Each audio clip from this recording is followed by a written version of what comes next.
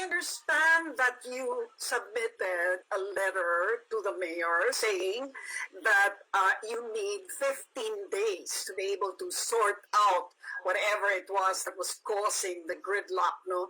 But he said that he wasn't going to wait for you to figure it out in 15 days. And hence he suspended today. What exactly needs to be sorted out? Well, we received a letter on Friday.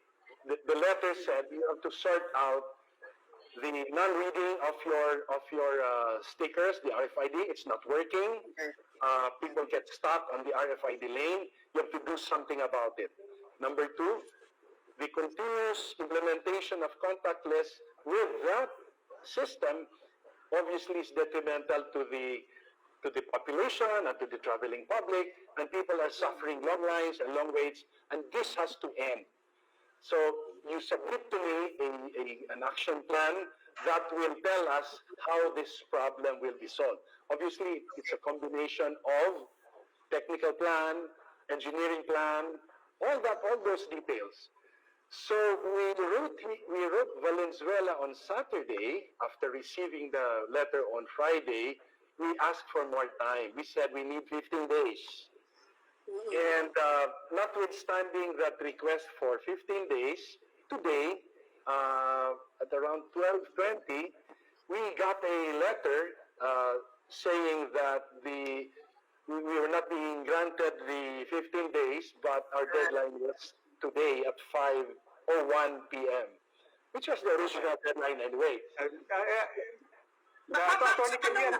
you unbundle the technical details there? Let's start with the contention that the RFIDs were not all being read properly. I mean, what's the reality there? Totoo ba na yung ibang mga RFID hindi nababasa ng mga makina nyo? Totoo po yan. Actually, Robby, may I interject? Mayor Rex calls the system primitive. That's the word he used. Primitive nga ba? Obsolete? Ano ba yun? Hindi naman. Totoo pong meron hindi nababasa. But from a technical point of view, from a technical standpoint, there are standards and there are metrics naman on whether or not these transactions, this scanning, which happen thousands of times at the toll lanes or the toll gates, they have a metric. And our metric tells us that we are meeting the metric. But whether it is customer friendly or not, that's a different issue. From, as I said, from the technical point of view, our reading rate or how we use our system and it is applied on a day-to-day basis, it's working. But it causes, But what's the metric? What's the standard? It depends on the technology. There are several technologies available globally. We decided to implement the so-called RFID system, which is radio frequency ID, which is used in some parts of the world, but not all.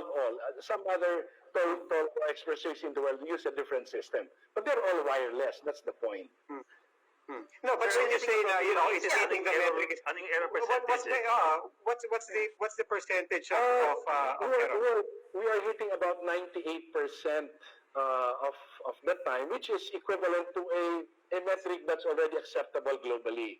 In other words, we meet 98% of the time, the thousands of times that these vehicles pass through the toll gate under that system. Okay, so other than the technical matter of the technology, the radio technology, whether it's RFID or SRC, what are the other factors that are contributing to the problem at the toll gates? Right, thanks. As you know, the RFID is a system. So there's a reader and there's a device called a transponder that needs to be read.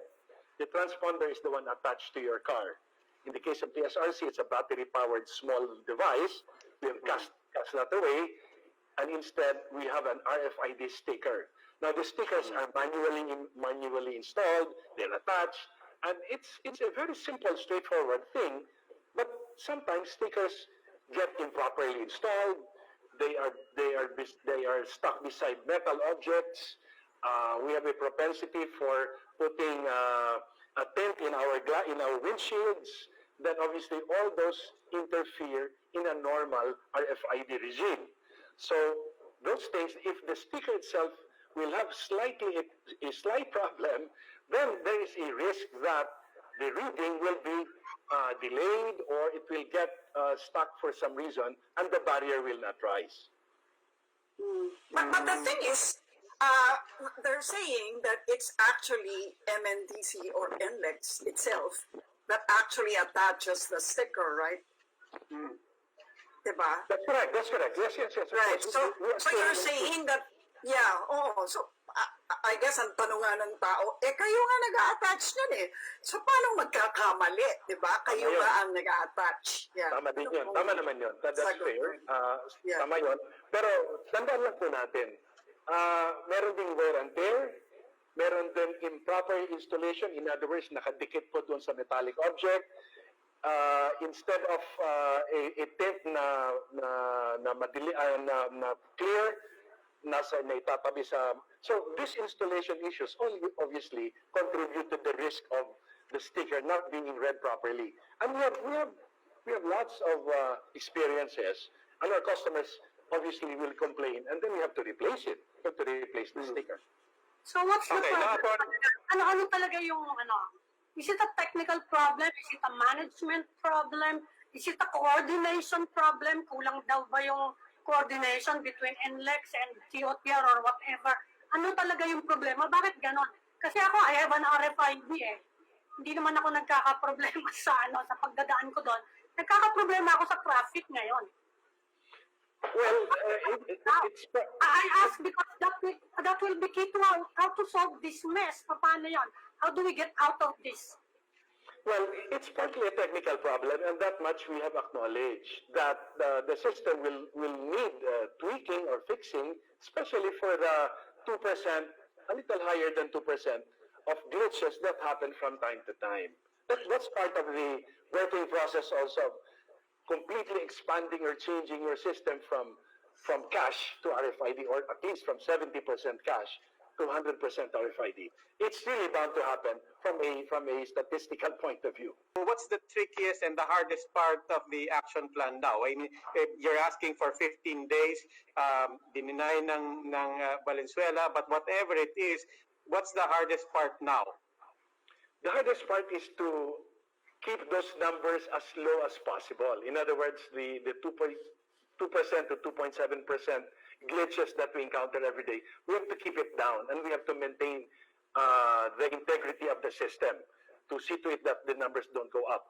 But please note, from a customer behavior point of view, you have to take into account also, as I said, the customers who, by honest mistake, forget to put the load, then obviously some assistance will be required, in which case human intervention will be required in order for him to proceed.